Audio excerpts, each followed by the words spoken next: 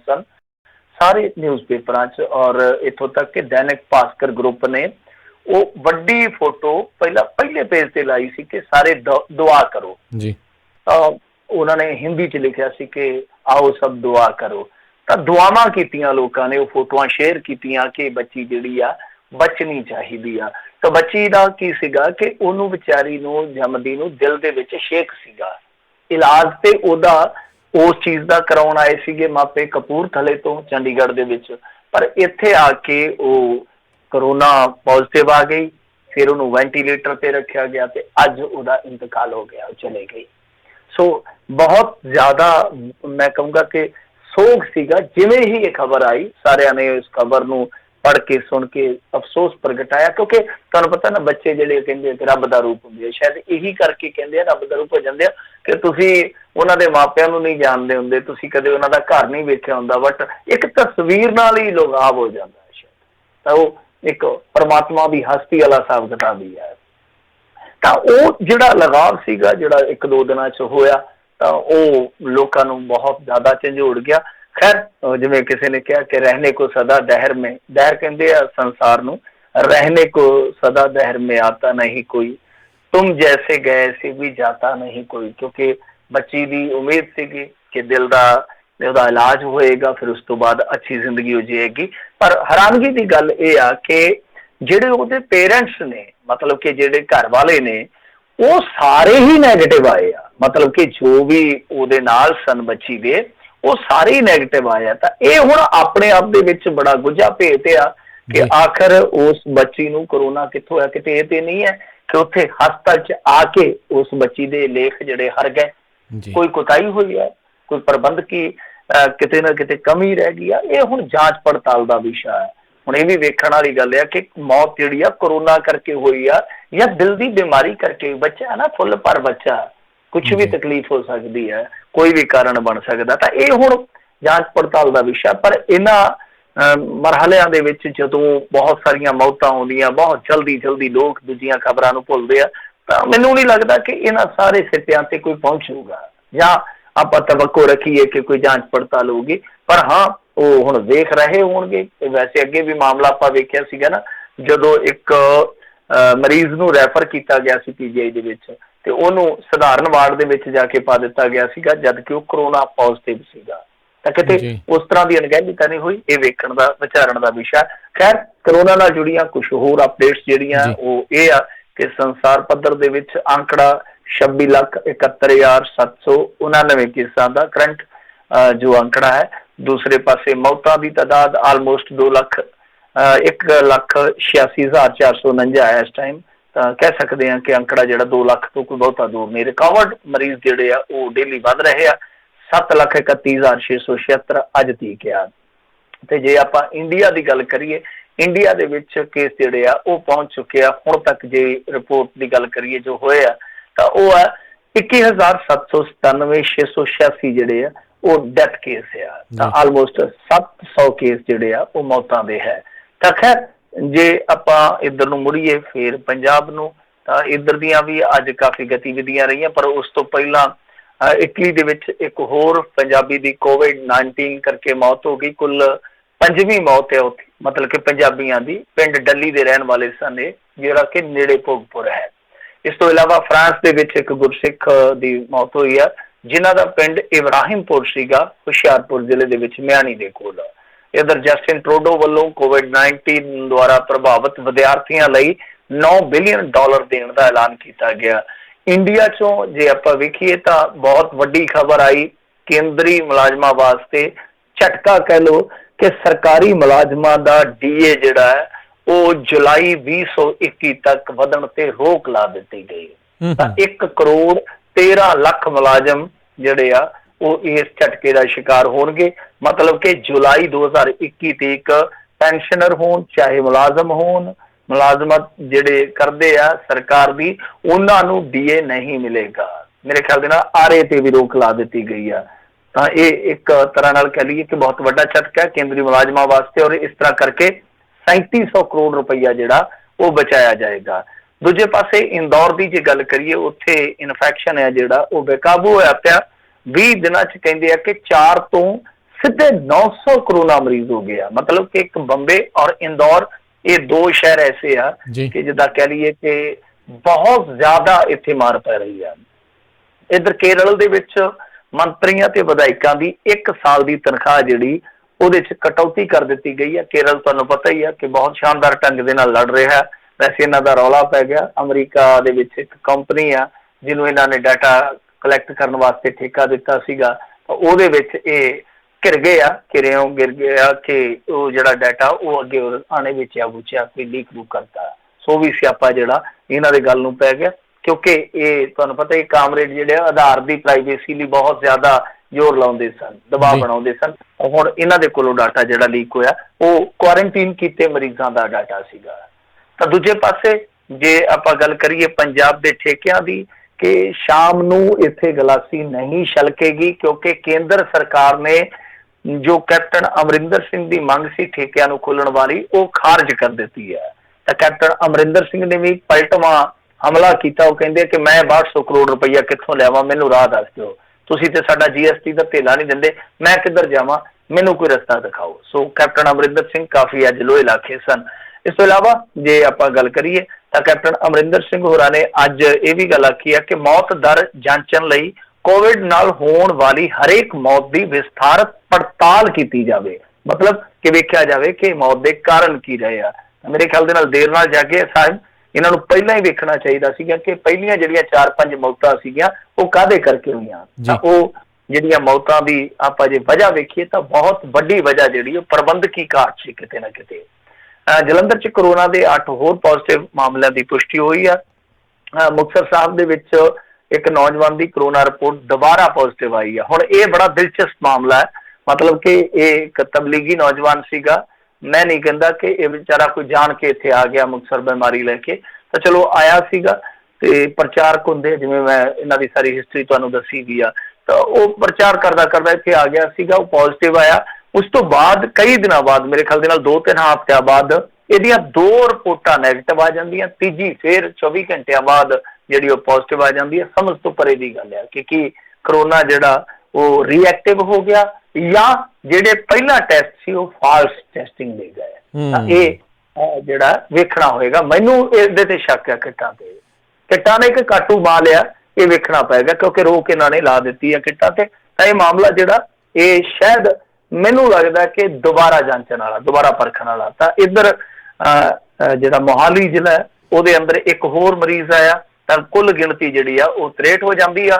राजपुरा च 18 होर मामले सामने आउण ते सिविल सर्जन ने सफाई दी है, पर यह बहुत मैं कहूँगा कि प्रबंध की लापरवाही है कि उत्थे पार्टियां शार्टियां चलदियां रहियां। कमाल की गल है। करफ्यू दे विच राधा स्वामी डेरा वालों कोरोना मरीजों ते स्टाफ लई सैदपुर चैरिटेबल हस्पताल जिहड़ा वो प्रशासन नूं देण दा ऐलान किया गया।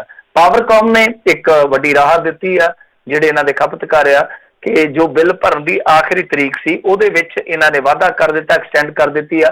वो 10 मई तक बिल जिहड़े हुण भरे जा सकते आ।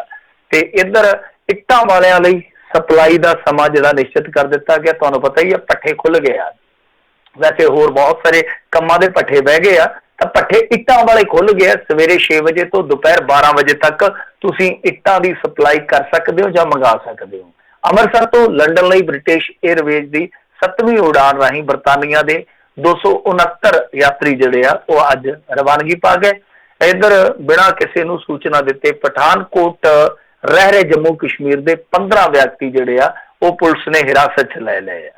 इधर बठिंडा दे विच एक मासूम ने दिल जित्तिया, वो अपनी गोलक लैके SSP दे कोल पहुंचा। वो कहंदा कि लो जी इहनूं तोड़ लो। वो जिहड़ी बुगनी जिन्हों आपां कहंदे अपने घरां च बच्चे रखदे आ ना, 10 रुपए 5 रुपए ਉਹਦੇ ਚ ਪਾਉਂਦੇ ਆ, ਤਾਂ ਉਹ ਆਪਣੀ ਬੁਗਣੀ ਲੈ ਕੇ SSP ਨਾਨਕ ਸਿੰਘ ਕੋਲ ਪਹੁੰਚ ਗਿਆ ਕਿ ਅੰਕਲ ਜੀ ਆ ਚੱਕੋ ਜਿੰਨੇ ਵੀ ਪੈਸੇ ਆ, ਜੋ ਭੁੱਖੇ ਆ, ਜੋ ਇਸ ਵੇਲੇ ਗੁਰਬਤ ਦੇ ਵਿੱਚ ਆ, ਉਹਨਾਂ ਦੀ ਹੈਲਪ ਵਾਸਤੇ ਇਹ ਇਸਤੇਮਾਲ ਕਰ ਲਓ।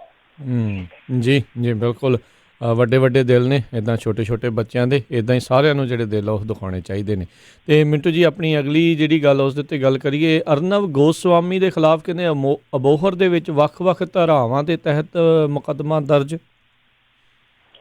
ਨਹੀਂ ਜਿਹੜਾ ਇਹ ਅਰਨਵ ਗੋਸਵਾਮੀ ਹੈ ਨਾ, ਇਹ ਬੰਦਾ ਤੇ ਮੇਰੇ ਖਿਆਲ ਦੇ ਨਾਲ ਬਹੁਤ ਵਿਗੜਿਆ ਹੋਇਆ ਕੇਸ ਹੈ ਇਹਦਾ। ਇਹ ਤੇ ਜਿਵੇਂ ਆਂਦੇ ਨਾ ਹਕੀਮ ਦਾ ਯਾਰ ਰੋਗੀ ਤੇ ਪੰਡਤ ਦਾ ਯਾਰ ਸੋਗੀ, ਸੁਣੀ ਹੈ ਨਾ ਕਹਾਵਤ ਜੀ ਜੀ ਬਜ਼ੁਰਗਾਂ ਦੀ, ਹਕੀਮ ਦਾ ਯਾਰ ਰੋਗੀ ਤਾਂ ਹੋ ਜਾਂਦਾ ਕਿ ਇੱਥੋਂ ਗੋਲੀ ਫੜ ਕੇ ਖਾ ਲਈ, ਆਹ ਗੋਲੀ ਫੜ ਕੇ ਖਾ ਲਈ, ਉਹ ਗੋਲੀਆਂ ਖਾਣ ਚ ਰੋਗੀ ਬਣ ਜਾਂਦਾ ਕਿਉਂਕਿ ਫਰੀ ਦਾ ਕੰਮ ਹੁੰਦਾ। ਤੇ ਪੰਡਤ ਦਾ ਯਾਰ ਸੋਗੀ ਇਸ ਕਰਕੇ ਹੁੰਦਾ ਕਿ ਗ੍ਰਹਿ ਨਛੱਤਰਾਂ ਵਾਲੇ ਚੱਕਰ ਚੋਂ ਨਿਕਲਦਾ ਹੀ ਨਹੀਂ, ਕੋਈ ਨਾ ਕੋਈ ਪਿਆ ਹੀ ਰਹਿੰਦਾ।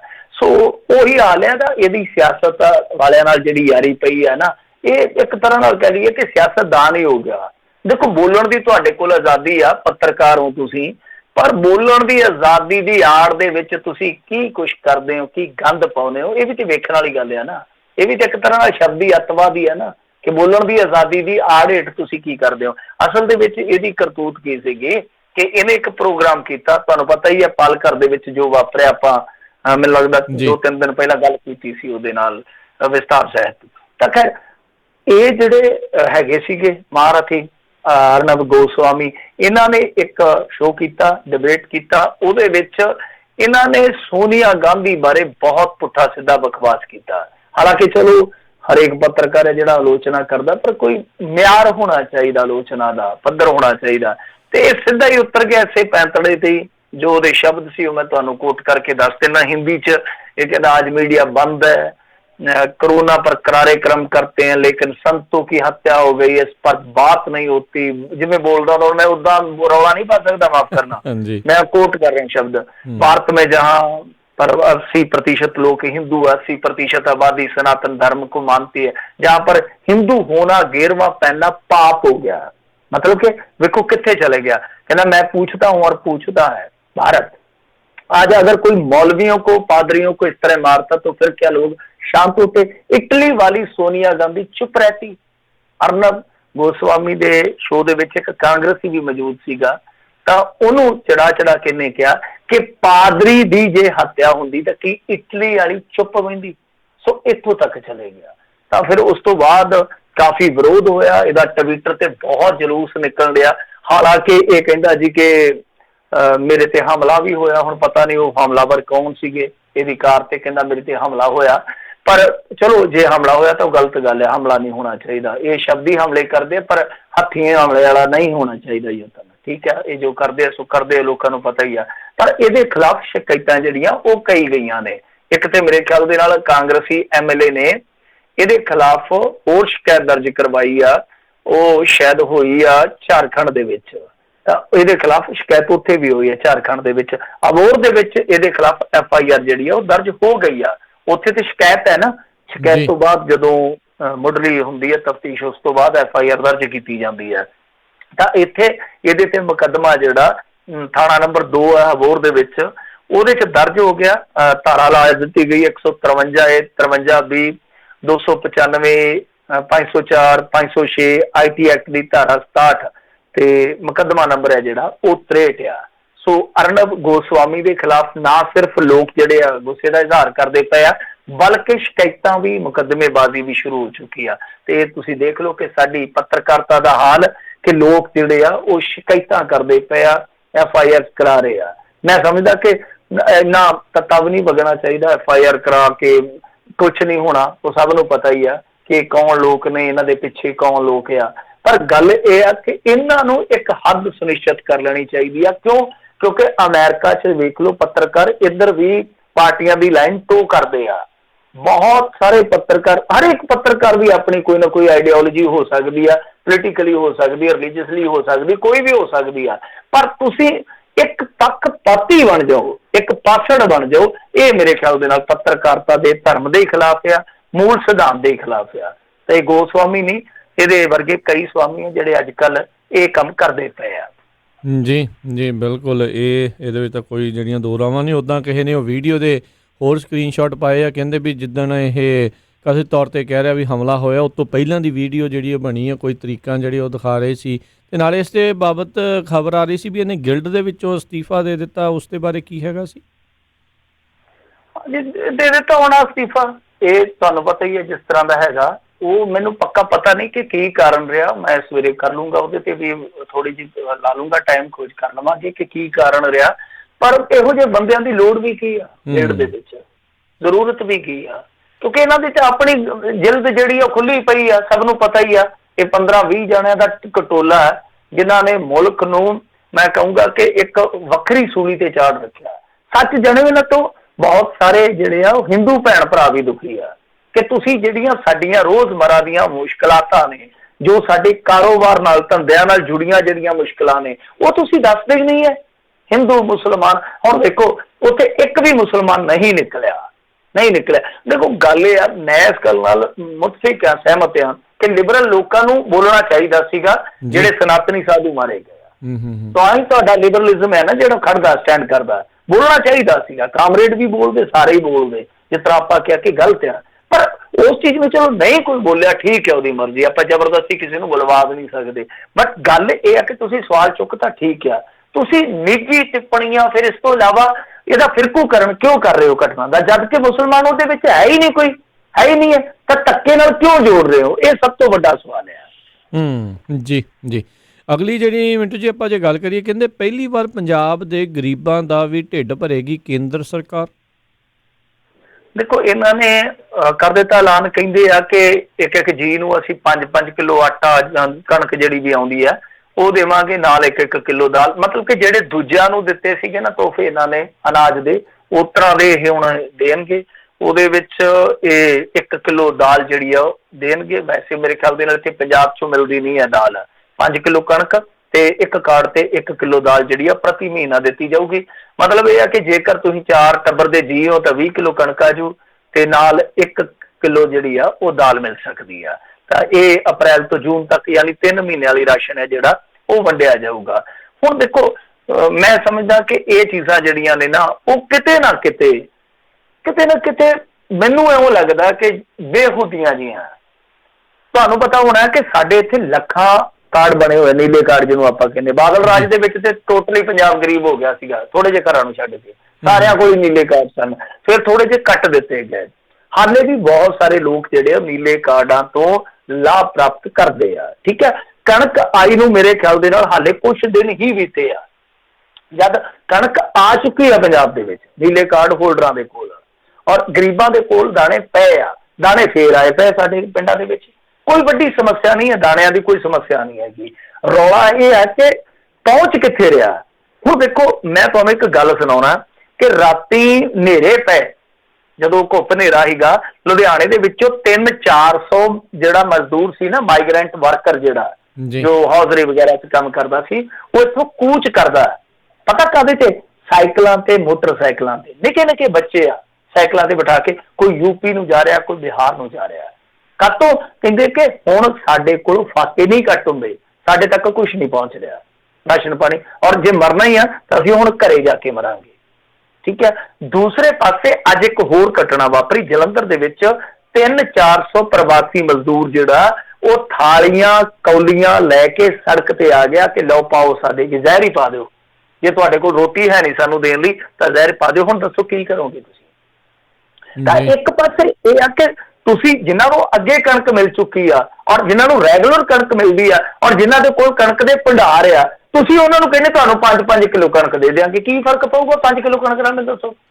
ਪੰਜਾਬੀ ਨੂੰ 5 ਕਿਲੋ ਕਣਕ ਨਾਲ, ਇਹ ਤਾਂ 5 ਕਿਲੋ ਕਣਕ ਮੇਰੇ ਖਿਆਲ ਕਬੂਤਰਾਂ ਨੂੰ ਪਾ ਦਿੰਦੇ ਹੋਣੇ ਜਿਨ੍ਹਾਂ ਨੇ ਕਬੂਤਰ ਰੱਖੇ ਮਹੀਨੇ ਦੀ। ਸੋ 5 ਕਿਲੋ ਦਾ ਕੋਈ ਭਾਅ ਹੈ? ਹਾਂ ਠੀਕ ਹੈ, ਦਾਲ ਜੇ ਦੇਣੀ ਤਾਂ 5-5 ਕਿਲੋ ਦੇ ਦਿਓ ਇਕੱਠੀ, ਕਿ ਕਣਕ ਨਹੀਂ ਦੇ ਸਕਦੇ ਭਾਈ, ਤੁਸੀਂ ਕਣਕ ਤੇ ਬਣਾ ਹੀ ਲੈਂਦੇ ਹੋ, ਕਣਕ ਤਾਂ ਕਮਾ ਹੀ ਲੈਂਦੇ ਹੋ, ਤੁਹਾਡੇ ਕੋਲ ਹੈ ਹੀ ਆ, ਤਾਂ ਤੁਸੀਂ 5-5 ਕਿਲੋ ਦਾਲ ਚੱਕੋ, ਉਹ ਤਾਂ ਫਾਇਦਾ ਹੋ ਗਿਆ। ਜਾਂ ਤੁਸੀਂ 5-5 ਕਿਲੋ ਦਾਲ ਦੇ ਪੈਸੇ ਪਾ ਦਿਓ, ਜਾਂ ਤੁਸੀਂ ਹੋਰ ਨਕਦੀ ਥੋੜੀ ਜਿਹੀ ਪਾ ਦਿਓ, ਕੋਈ ਸਾਹ ਆ ਜਾਵੇ ਕਿਸੇ ਨੂੰ, ਗਰੀਬ ਨੂੰ। ਹੁਣ ਦੂਜੇ ਪਾਸੇ ਇਹ ਕਿ ਜਿਹੜੇ ਮਜ਼ਦੂਰ ਨੇ, ਹੁਣ ਸੋਚੋ ਇਹਨਾਂ ਦੇ ਕੋਲ ਤਾਂ ਕਣਕ ਉਹ ਨਹੀਂ ਆਉਣੀ, ਤੇ ਜਿਹੜੇ ਇਹਨਾਂ ਦੇ ਆਪਣੇ ਕਾਰਡ ਹੋਣਗੇ ਉਹ ਇਹਨਾਂ ਦੇ ਦੂਜੇ ਰਾਜਾਂ 'ਚ ਹੋਣਗੇ। ਤੁਸੀਂ ਇਹ ਕੰਮ ਕਿਉਂ ਨਹੀਂ ਕਰਦੇ ਕਿ ਇਹਨਾਂ ਦੇ ਐਮਰਜੈਂਸੀ ਰਾਸ਼ਨ ਕਾਰਡ ਕਿਉਂ ਨਹੀਂ ਬਣਾਉਂਦੇ? ਮਤਲਬ ਜਿਹੜੇ ਸਾਡੇ ਇੱਥੇ ਮਾਈਗ੍ਰੈਂਟ ਵਰਕਰ ਜਿਹੜੇ ਫਸੇ ਪਏ ਆ, ਤੁਸੀਂ ਉਹਨਾਂ ਦੇ ਤਤਕਾਲ ਇੱਕ ਵਾਰੀ ਐਮਰਜੈਂਸੀ ਰਾਸ਼ਨ ਕਾਰਡ ਬਣਾ ਦਿਓ, ਤਾਂ ਕਿ ਉਹ ਜਿਹੜੇ ਡਿਪੂ ਹੋਲਡਰ ਆ ਜਿੱਥੇ ਉਹ ਬੈਠੇ ਆ, ਉਹਨਾਂ ਕੋਲ ਐਮਰਜੈਂਸੀ ਰਾਸ਼ਨ ਕਾਰਡ ਦਿਖਾ ਕੇ ਆਪਣਾ ਰਾਸ਼ਨ ਪ੍ਰਾਪਤ ਕਰ ਲੈਣ। ਜੇ ਮੇਰੇ ਵਰਗਾ ਇੰਨਾ ਘੱਟ ਪੜ੍ਹਿਆ ਲਿਖਿਆ ਬੰਦਾ ਇਹ ਗੱਲ ਸੋਚ ਸਕਦਾ, ਤੇ ਪਾਲਿਸੀ ਮੇਕਰ ਦੱਸੋ ਕੀ ਕਰਦੇ ਆ? ਇਹ ਨਹੀਂ ਸੋਚ ਸਕਦੇ ਕਿ ਪੰਜਾਬ ਨੂੰ ਕਣਕ ਦੇਣ ਦੀ ਕੋਈ ਜ਼ਰੂਰਤ ਨਹੀਂ। ਖਾਸ ਤੌਰ ਤੇ ਨੀਲੇ ਕਾਰਡ ਹੋਲਡਰ ਆ ਜਿਹੜੇ, ਉਹਨਾਂ ਕੋਲ ਕਣਕ ਆਲਰੇਡੀ ਹੈਗੀ ਆ, ਸਾਡੀ ਸਰਕਾਰ ਦਿੰਦੀ ਹੈ ਸਾਨੂੰ, ਤਾਂ ਸਾਨੂੰ ਕੀ ਜ਼ਰੂਰਤ ਆ ਕਿ ਇੱਕ ਤੇ ਆ ਕਿ ਦੂਜਾ ਰਾਸ਼ਨ ਦਿਓ ਜਿਹੜੇ ਸਾਡੇ ਗਰੀਬ ਮਜ਼ਦੂਰ ਆ ਪੰਜਾਬੀ, ਔਰ ਜਿਹੜੇ ਸਾਡੇ ਤੇ ਸਟਕ ਹੋਏ ਪਏ ਆ ਮਾਈਗ੍ਰੈਂਟ ਵਰਕਰ ਆ ਜਿਹੜੇ ਸਾਡੇ, ਤਾਂ ਉਹਨਾਂ ਨੂੰ ਤਤਕਾਲ ਐਮਰਜੈਂਸੀ ਦੇ ਵਿੱਚ ਰਾਸ਼ਨ ਕਾਰਡ ਦੇ ਕੇ ਜੋ ਸਹੂਲਤਾਂ ਦਿੱਤੀਆਂ ਜਾ ਸਕਦੀਆਂ ਦੇਣੀਆਂ ਬਣਦੀਆਂ। ਸੋ ਆਹ ਕਰਨ ਦੀ ਜ਼ਰੂਰਤ ਹੈ। ਪਰ ਸੱਟ ਲੱਗੀ ਹੁੰਦੀ ਹੈ ਮੋਢੇ ਤੇ, ਇਹ ਪੱਟੀ ਕਰ ਦਿੰਦੇ ਗੋਡੇ ਤੇ। ਇਹੀ ਨੁਕਸ ਆ ਭਾਰਤ ਸਰਕਾਰ ਦੇ ਹਾਕਮਾਂ ਦਾ। ਜੀ ਜੀ। ਅਗਲੀ ਜਿਹੜੀ ਗੱਲ ਕਰੀਏ, ਕਹਿੰਦੇ ਨਿੱਜੀ ਹਸਪਤਾਲਾਂ ਦੇ ਵਿੱਚ ਵੀ ਪੰਜਾਬ ਸਰਕਾਰ ਕਰੋਨਾ ਮਰੀਜ਼ਾਂ ਦਾ ਕਰਾਵੇ ਮੁਫਤ ਇਲਾਜ, ਸਿਮਰਜੀਤ ਬੈਂਸ ਦੀ ਮੰਗ। ਦੇਖੋ ਇਹ ਮਾਮਲਾ ਉੱਥੋਂ ਹੀ ਵਿਗੜਿਆ ਹੋਇਆ। ਮਾਈ ਦਾ ਜਿਹੜਾ ਬਿੱਲ ਬਣਿਆ, ਹੁਣ ਬਹੁਤ ਜ਼ਿਆਦਾ ਚਰਚਾ ਹੋਣ ਰਹੀ ਹੈ ਇਸ ਤੇ। ਸਿਮਰਨਜੀਤ ਸਿੰਘ ਬੈਂਸ ਆ ਗਏ ਆ ਇਸ ਪੱਖ ਦੇ ਵਿੱਚ ਕਿ ਜਿਹੜੇ ਨਿੱਜੀ ਹਸਪਤਾਲ ਹੈ ਉਹਨਾਂ ਦੇ ਵਿੱਚ ਮੁਫਤ ਇਲਾਜ ਹੋਣਾ ਚਾਹੀਦਾ। ਦੂਸਰੇ ਪਾਸੇ ਜਿਹੜੇ ਰਵਨੀਤ ਸਿੰਘ ਬਿੱਟੂ ਆ, ਉਹਨਾਂ ਨੇ ਅੱਜ ਹਸਪਤਾਲ ਦੇ ਹੱਕ ਦੇ ਵਿੱਚ ਪ੍ਰੈਸ ਰਿਲੀਜ਼ ਵੀ ਜਾਰੀ ਕਰ ਦਿੱਤਾ। ਦੇਖੋ ਜਦੋਂ ਹਾਕਮਾਂ ਦੀਆਂ ਇਹ ਪਾਲਿਸੀਆਂ ਹੋਣਗੀਆਂ ਕਿ ਨਿੱਜੀ ਹਸਪਤਾਲ ਦੇ ਹੱਕ ਦੇ ਵਿੱਚ, ਉਹ ਕਹਿੰਦਾ ਕਿ ਮਾਈ ਨੂੰ ਕੋਈ ਹੱਥ ਨਹੀਂ ਪਾਉਣ ਡਿਆ, ਤੇ ਇਹ ਹਸਪਤਾਲ ਬੱਲੇ ਬੱਲੇ ਨੇ ਤੇ ਕਮਾਲ ਕਰ ਦਿੱਤੀ, ਉਹਨੂੰ ਬਚਾ ਦਿੱਤਾ। ਇਹ ਹਸਪਤਾਲ ਉਹ ਹਸਪਤਾਲ ਹੈ ਜਿਹੜਾ ਕਿਸੇ ਨੂੰ ਇੱਥੇ ਖਾਲੀ ਦੀ ਮੁੜਨ ਦਾ ਖਰਚੇ ਦੀ ਪਰਵਾਹ ਹੀ ਨਹੀਂ ਕਰਦਾ, ਤੇ ਹੁਣ ਕਾਹਤੋਂ ਪਰਵਾਹ ਕਰੀ ਜਾਂਦਾ। ਫਿਰ ਕਹਿੰਦੇ ਆ ਕਿ ਅੱਜ ਖਬਰ ਆਉਣ ਡਈ ਸੀ ਕਿ ਇਹਨਾਂ ਨੇ ਅੱਧਾ ਬਿੱਲ ਕਰ ਦਿੱਤਾ, ਕਹਿੰਦੇ 3.5 ਲੱਖ ਦੇ ਦਿਓ। ਚਲੋ 3.5 ਲੱਖ ਵੀ ਹੁਣ ਦੇਖੋ ਰਾਜ ਕਰਨਵੀਰ ਸਿੰਘ ਜੀ, ਸਮੱਸਿਆ ਕੀ ਆ ਕਿ ਕੰਮਕਾਰ ਬੰਦ ਹੋਏ ਪਿਆ। ਹੁਣ ਤੇ ਤੁਸੀਂ ਕਰਜ਼ਾ ਚੁੱਕਣ ਜਾਓਗੇ ਜਾਂ ਕਿਸੇ ਤੋਂ ਉਧਾਰੀ ਸੁਧਾਰੀ ਮੰਗੋਗੇ ਆਪਣੇ ਰਿਸ਼ਤੇਦਾਰ ਤੋਂ, ਉਹਨੇ ਵੀ ਕਹਿਣਾ ਕਿ ਭਾਈ ਐ ਨਹੀਂ, ਮੈਂ ਕਿੱਥੋਂ ਦੇਵਾਂ ਯਾਰ, ਆਪਦਾ ਪ੍ਰਬੰਧ ਮਸੀਂ ਚੱਲਦਾ, ਆਪਦਾ ਅਚਾਰ ਰੋਟੀ ਨਾਲ ਮਸੀਂ ਗੁਜ਼ਾਰਾ ਹੁੰਦਾ। ਸੋ ਸਮੱਸਿਆ ਇਹ ਆ, ਮੂਲ ਸਮੱਸਿਆ ਇਹ ਆ। ਤਾਂ ਹੁਣ ਇੱਕ ਪਾਸੇ ਇਹਨਾਂ ਨੇ ਅੱਗੇ ਆਰਡੀਨੈਂਸ ਵੀ ਜਾਰੀ ਕੀਤਾ ਕਿ ਭਾਈ ਜਿਹੜੇ ਨਿੱਜੀ ਹਸਪਤਾਲ ਵਾਲੇ ਉਹ ਇਸ ਲੜਾਈ ਚੋਂ ਭੱਜ ਨਹੀਂ ਸਕਦੇ। ਫਿਰ ਉਹਨਾਂ ਨੇ ਆਪ ਵੀ ਪੇਸ਼ਕਸ਼ ਕੀਤੀ ਕਿ ਅਸੀਂ ਭਾਈ ਨੋ ਪ੍ਰੋਫਿਟ ਨੋ ਲਾਸ ਤੇ ਕੰਮ ਕਰਾਂਗੇ। ਤਾਂ ਤੁਸੀਂ ਪੱਕੇ ਤੌਰ ਤੇ ਦਾ ਹੱਲ ਕਿਉਂ ਨਹੀਂ ਕਰਦੇ? ਸਭ ਤੋਂ ਵੱਡਾ ਸਵਾਲ ਇਹ ਹੋਆ। ਹੁਣ ਇਹਨਾਂ ਨੇ ਹੱਥ ਖੜੇ ਕਰ ਰੱਖਿਆ ਕਿ ਜਿਹਨੇ ਵੀ ਨਿੱਜੀ ਹਸਪਤਾਲ 'ਚ ਜਾਣਾ ਜੀ ਆ ਜਾ ਕੇ ਆਪਣੇ ਇਲਾਜ ਕਰਾ ਲਵੇ ਆਪਣੇ ਪੈਸਿਆਂ ਤੇ ਆਪਣੇ ਖਰਚਿਆਂ ਤੇ। ਪਰ ਤੁਸੀਂ ਉਸ ਇਲਾਜ ਨੂੰ ਰੈਗੂਲੇਟ ਤੇ ਕਰੋ ਨਾ, ਕਿਉਂਕਿ ਦੇਖੋ ਇਹ ਆਪਾਂ ਨੂੰ ਵੀ ਪਤਾ ਕਿ ਜਿਹੜੇ ਨਿੱਜੀ ਹਸਪਤਾਲ ਆ ਉਹ ਬਹੁਤ ਮਹਿੰਗੇ ਆ। ਹੁਣ ਜਿਹਦੇ ਕੋਲ ਪੈਸਾ ਧੇਲਾ ਹੈਗਾ, ਜਿਹਦੇ ਕੋਲ ਸਿਫਾਰਿਸ਼ ਆ, ਉਹ ਤੇ ਸਾਰਾ ਕੁਝ ਕਰ ਸਕਦਾ। ਤੇ ਜਿਹੜਾ ਬੰਦਾ ਨਹੀਂ ਹੈ, ਮਤਲਬ ਕਿ ਉਹ ਨਹੀਂ ਸਰਦਾ, ਉਹਦਾ ਨਹੀਂ ਹੱਥ ਪੈਂਦਾ, ਉਹ ਕਿੱਧਰ ਨੂੰ ਜਾਊਗਾ? ਤੇ ਜਿਹੜੇ ਤੁਹਾਡੇ ਸਰਕਾਰੀ ਹਸਪਤਾਲ ਆ, ਜਾਂ ਤਾਂ ਉਹਨਾਂ ਦੇ ਵਿੱਚ ਇਹੋ ਜਿਹੇ ਪ੍ਰਬੰਧ ਕਰ ਦਿਓ ਕਿ ਤੁਹਾਡੇ ਇੱਥੇ ਹਸਪਤਾਲ ਤੇ ਇੱਕ ਆਉਣ ਲੱਗਿਆ ਬੰਦੇ ਨੂੰ ਧੁੜਕੂ ਨਾ ਪਵੇ ਕਿ ਪਤਾ ਨਹੀਂ ਮੈਂ ਮੁੜਨਾ ਕਿ ਨਹੀਂ ਮੁੜਨਾ, ਮੈਨੂੰ ਆਖਰੀ ਵਾਰ ਤੁਸੀਂ ਅਲਵਿਦਾ ਕਰ ਦਿਓ। ਕਿਉਂਕਿ ਇਹਨਾਂ ਤੇ ਤਾਂ ਦੋਸ਼ ਇਹ ਲੱਗਦੇ ਪਏ ਕਿ ਜਿਹੜਾ ACP ਕੋਹਲੀ ਮਰਿਆ ਉਹਦੇ ਤੋਂ ਇਹਨਾਂ ਨੇ ਫੋਨ ਜਿਹੜਾ ਉਹ ਰਖਾ ਲਿਆ ਸੀਗਾ। ਹੁਣ ਇਹ ਦੋਸ਼ ਲੱਗਦੇ ਉਹਦੀ ਪਤਨੀ ਦਾ ਫੋਨ ਖੋਹ ਲਿਆ। ਦੱਸੋ ਇਹੋ ਜਿਹੇ ਮੌਕੇ ਤੇ ਜਦੋਂ ਜ਼ਿੰਦਗੀ ਮੌਤ ਦੀ ਜੰਗ ਚੱਲਦੀ ਪਈ ਆ, ਤਾਂ ਇੱਕ ਫੋਨ ਹੀ ਬੰਦੇ ਕੋਲ ਸਹਾਰਾ। ਫੋਨ ਹੀ ਸਰ ਕੀ ਕਰ ਲੂਗਾ? ਵੱਧ ਤੋਂ ਵੱਧ ਬੰਦਾ ਲਾਈਵ ਹੋ ਕੇ ਤੁਹਾਡੇ ਉੱਥੇ ਪ੍ਰਬੰਧਾਂ ਦੀ ਪੋਲ ਖੋਲ ਦੂ, ਤੇ 36 ਹੁੰਦੇ ਦਿਹਾੜੀ 'ਚ ਲਾਈਵ, ਸਾਰਾ ਮੀਡੀਆ ਤੁਹਾਨੂੰ ਪਿੱਟੀ ਜਾਂਦਾ, ਤੁਹਾਡੇ ਤੇ ਕੋਈ ਅਸਰ ਹੁੰਦਾ? ਜੇ ਉੱਥੇ ਇੱਕ ਮਰੀਜ਼ ਵੀਡੀਓ ਪਾ ਦੂਗਾ ਤੇ ਕੀ ਫਰਕ ਪੈਂਦਾ? ਪਰ ਘੱਟੋ ਘੱਟ ਮੋਬਾਈਲ ਨਾਲ ਉਹਦਾ ਰਾਬਤਾ ਜਿਹੜਾ ਉਹ ਘਰਦਿਆਂ ਤੱਕ ਤੇ ਬਣਿਆ ਰਹੂ। ਫਿਰ ਕੋਈ ਗੇਮ ਹੀ ਖੇਡ ਲੈਂਦਾ।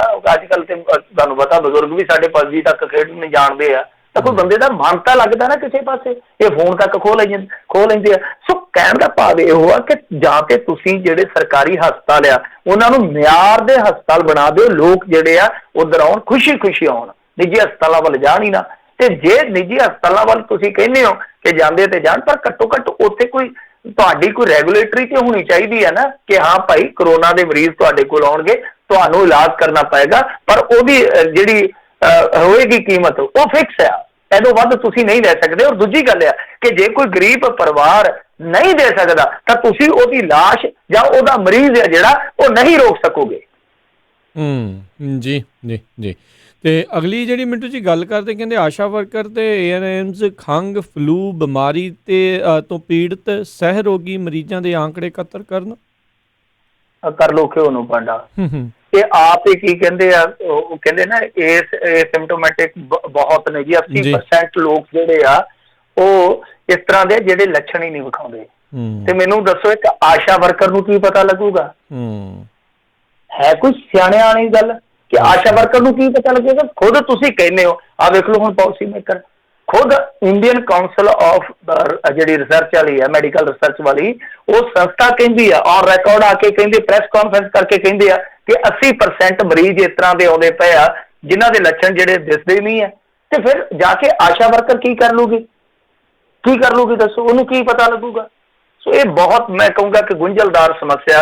ਪਰ ਇੱਥੇ ਜਿਹੜੇ ਹੱਥ ਪੈਰ ਜਿਹੜੇ ਉਹ IS ਵੀ ਉਸੇ ਤਰ੍ਹਾਂ ਹੀ ਮਾਰੀ ਜਾਂਦੇ। ਡਿਪਟੀ ਕਮਿਸ਼ਨਰ ਆ ਜਿਹੜੇ ਸ੍ਰੀ ਗਿਰੀਸ਼ ਦਿਆਲਨ ਮੋਹਾਲੀ ਵਾਲੇ, ਅੱਜ ਉਹਨਾਂ ਨੇ ਹੁਕਮ ਦੇ ਦਿੱਤਾ ਕਿ ਜਿਹੜੇ ANMs ਨੇ ਇਲਾਕੇ ਦੇ ਵਿੱਚ ਔਰ ਜਾਂ ਜਿਹੜੇ ਆਸ਼ਾ ਵਰਕਰਸ ਨੇ ਉਹ ਸਾਰਾ ਡਾਟਾ ਇਕੱਤਰ ਕਰਨ। ਕਿ ਤਾਂ ਕਿ ਕੋਈ ਸ਼ੱਕੀ ਮਰੀਜ਼ ਨਾ ਹੋਵੇ। ਤੇ ਜਿੱਥੇ 80% ਆਪ ਮੰਨਦੇ ਆ, ਇੰਡੀਅਨ ਕਾਉਂਸਲ ਜਿਹੜੀ ਆ ਮੈਡੀਕਲ ਰਿਸਰਚ ਵਾਲੀ, ਉਹ ਆਪ ਮੰਨਦੇ ਆ ਕਿ ਲੱਛਣ ਹੁੰਦੇ ਹੀ ਨਹੀਂ, ਤੇ ਜਾ ਕੇ ਉੱਥੇ ਕੀ ਕਰ ਲੈਣਗੇ, ਸਮਝ ਤੋਂ ਪਰੇ ਦੀ ਗੱਲ ਆ। ਤੁਹਾਡੀ ਜਿਹੜੀ ਟੈਸਟਿੰਗ ਹੋਣੀ ਚਾਹੀਦੀ ਆ ਉਹ ਆਲਾ ਦਰਜੇ ਦੀ ਹੋਣੀ ਚਾਹੀਦੀ ਆ, ਉਹਦਾ ਘੇਰਾ ਜਿਹੜਾ ਵੱਡਾ ਹੋਣਾ ਚਾਹੀਦਾ ਤੁਹਾਨੂੰ। ਹੁਣ ਦੇਖੋ, ਇੱਕ ਬੜੀ ਸਧਾਰਨ ਜੀ ਗੱਲ ਆ ਰਾਜਕਰਮਵੀਰ ਸਿੰਘ ਜੀ, ਕਿਸੇ ਇਲਾਕੇ ਦੇ ਵਿੱਚ ਮੰਨ ਲਓ ਪੰਜਾਬ ਦੇ ਅੰਦਰ ਜੇ ਕੋਈ ਬੰਦਾ ਪੋਜ਼ਿਟਿਵ ਪਾਇਆ ਜਾਂਦਾ, ਜਾਣੀਆਂ ਤੇ ਚਾਹੀਦੀਆਂ ਮੈਡੀਕਲ ਟੀਮਾਂ, ਤੇ ਉੱਥੇ ਘੂ ਕਰਦੀ ਪੁਲਿਸ ਤੁਰੀ ਫਿਰਦੀ, ਲੋਕ ਜਿਹੜੇ ਪੁਲਿਸ ਨੂੰ ਵੇਖ ਕੇ ਡਰ ਜਾਂਦੇ ਆ।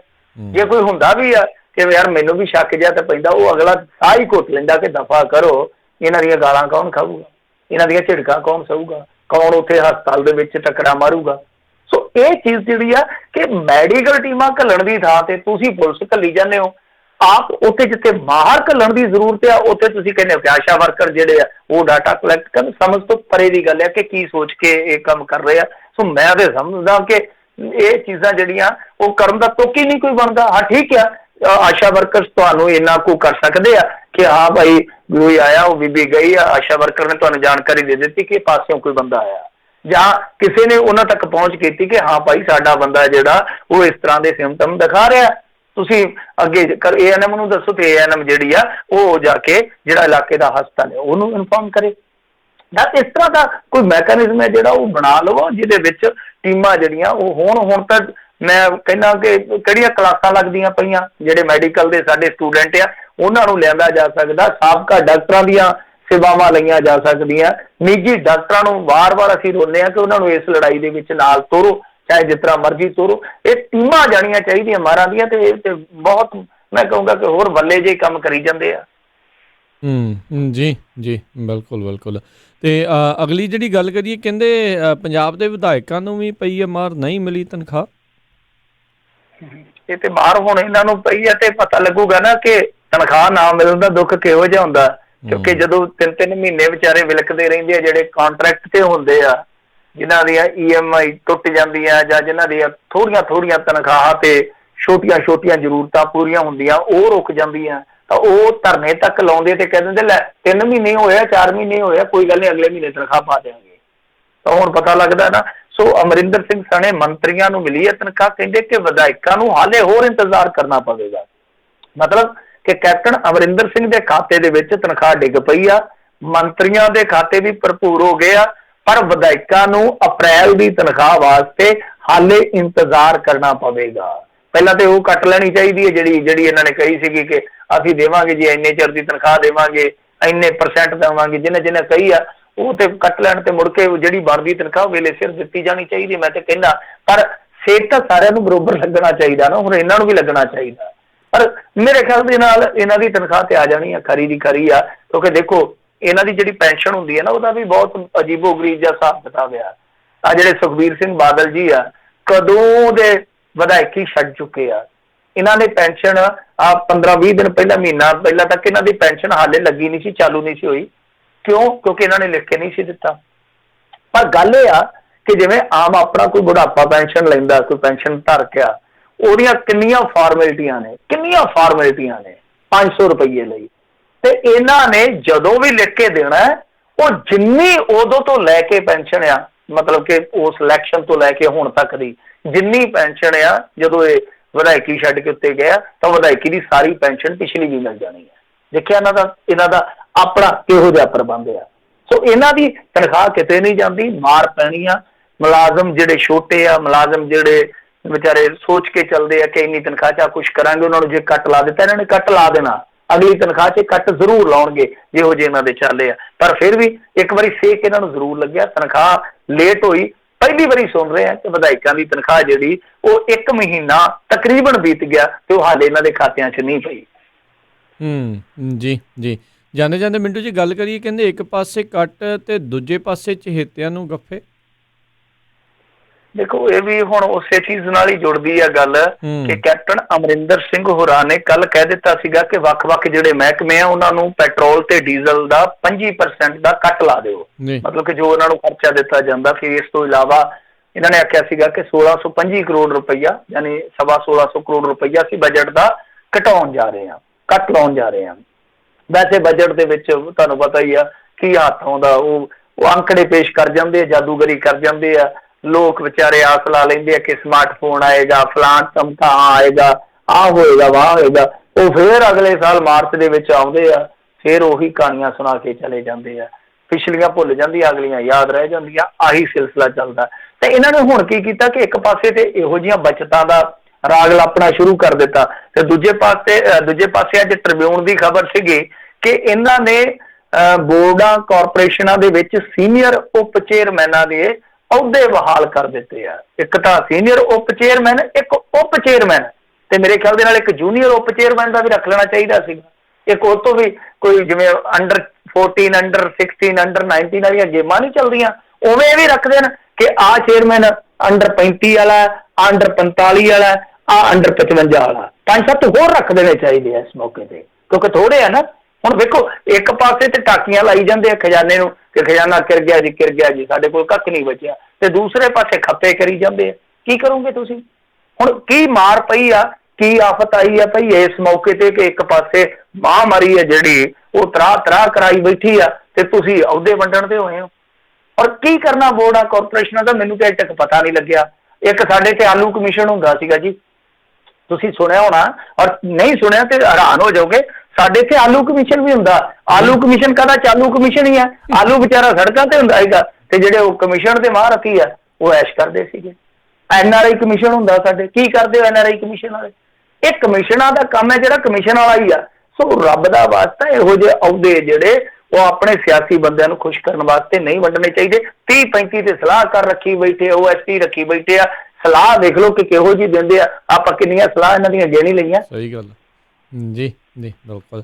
ਤੇ ਬਹੁਤ ਬਹੁਤ ਮਿੰਟੂ ਜੀ ਤੁਹਾਡਾ ਧੰਨਵਾਦ, ਤੁਸੀਂ ਸਾਡੇ ਨਾਲ ਜੁੜੇ, ਇਹਨਾਂ ਖਬਰਾਂ ਬਾਰੇ ਜਾਣਕਾਰੀ ਦਿੱਤੀਆਂ। ਅਗਲੀ ਵਾਰ ਤੱਕ ਲਈ ਬੜੀ ਮਿਹਰਬਾਨੀ, ਪਿਆਰ ਭਰੀ ਸਤਿ ਸ਼੍ਰੀ ਅਕਾਲ ਜੀ। ਸਤਿ ਸ਼੍ਰੀ ਅਕਾਲ ਜੀ। ਤੇ ਸਰੋਤਿਓ, ਇੱਥੇ ਸਾਡਾ ਅੱਜ ਦਾ ਇਹ ਪ੍ਰੋਗਰਾਮ ਸਮਾਪਤ ਹੈ। ਮਿਲਦੇ ਹਾਂ ਅਗਲੀ ਵਾਰ, ਉਦੋਂ ਤੱਕ ਲਈ ਮੇਰੇ ਵੱਲੋਂ ਵੀ ਸਭ ਨੂੰ ਸਤਿ ਸ਼੍ਰੀ ਅਕਾਲ। ਜਿਉਂਦੇ ਵਾਸਤੇ ਰਹੋ, ਹੱਸਦੇ ਖੇਲਦੇ ਰਹੋ, ਸੁਣਦੇ ਰਹੋ ਪੰਜਾਬੀ ਰੇਡੀਓ USA।